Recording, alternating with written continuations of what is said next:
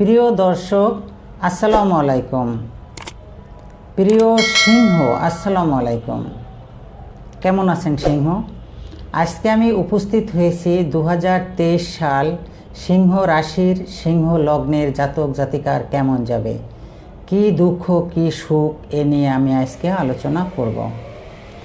17 জানুয়ারি শনি যাবে কুম্ভ রাশিতে আপনার সপ্তম হাউজে, মানে আপনার ম্যারেজ বিবাহ ঘরে। 21 এপ্রিল বৃহস্পতি যাবে আপনার ভাগ্যস্থান মানে নবম স্থানে। 30 অক্টোবর রাহু অষ্টমে আর কেতু কন্যায়। এই গোচরে আপনার কি হতে পারে?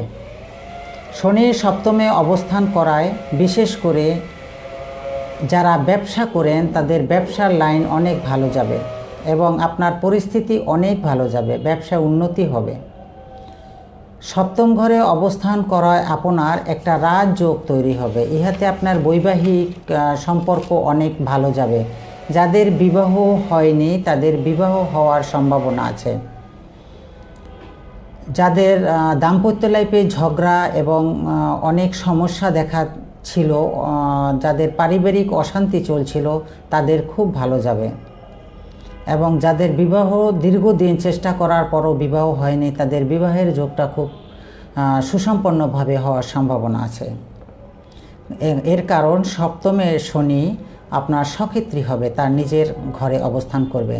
নিজের বাড়িতে নিজে গেলে তো একটু ভালোই লাগে, বেড়ানো আনন্দ লাগে। এ অবস্থায় বিবাহ কার্য করলে আপনার বিবাহ এবং দাম্পত্য জীবন আপনি সুখী হতে পারেন। বৃহস্পতি আপনার ভাগ্যস্থানে থাকবে, সেক্ষেত্রে আপনার শিক্ষার ক্ষেত্রে অনেক ভালো যাবে।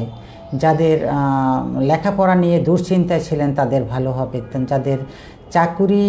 যাদের চাকরির প্রমোশন নিয়ে দুশ্চিন্তায় ছিলেন তাদের প্রমোশন হওয়ার সম্ভাবনা আছে।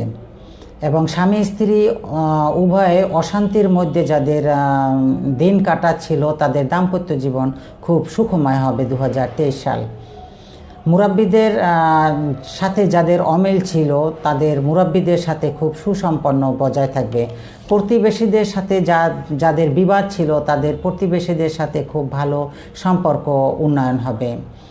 পাড়া প্রতিবেশীদের সাথে ঝগড়া বিবাদ অশান্তি এ থেকে আপনি পরিত্রাণ পাবেন। বৃহস্পতির দৃষ্টি ভাগ্যস্থানে থাকায় আপনার সব ঝামেলা থেকে মুক্ত এবং সুখ শান্তিতে জীবনযাপন করতে পারবেন। এমনকি পিতামাতা এবং গুরুদের সাথে আপনার ভালো সম্পর্ক গড়ে উঠবে। যাদের জীবনে অগোছালো ছিল তাদের জীবন শান্তিময় হতে পারে। সিংহ রাশি 2023 সাল ধর্মের প্রতি ভক্তি ও শ্রদ্ধা থাকবে এবং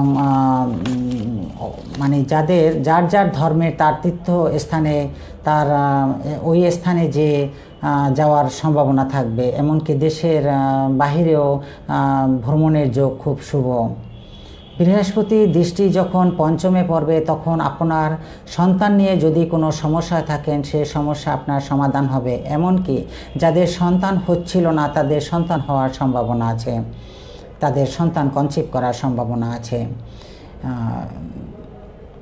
এমনকি সন্তান দিয়ে আপনার ভালো সম্ভাবনা এবং ভালো পদক উচ্চ সম্মান লাভ করতে পারেন, যাহাতে ফুলে ফলে আপনার সংসার হাসি খুশিতে ভরে উঠবে।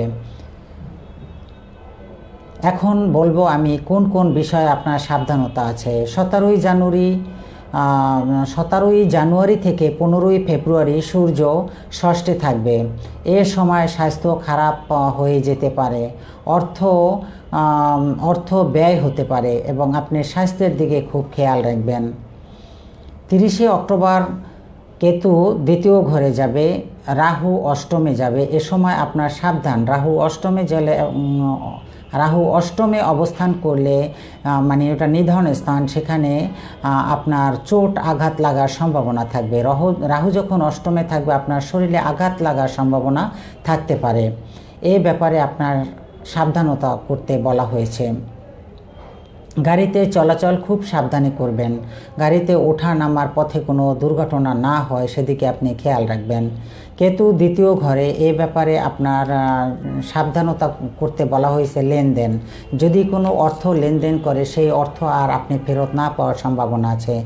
এখন প্রিয় সিংহ, আপনি জানতে পারলেন কোন দিকে আপনার সুসংবাদ, কোন দিকে আপনার দুঃসংবাদ।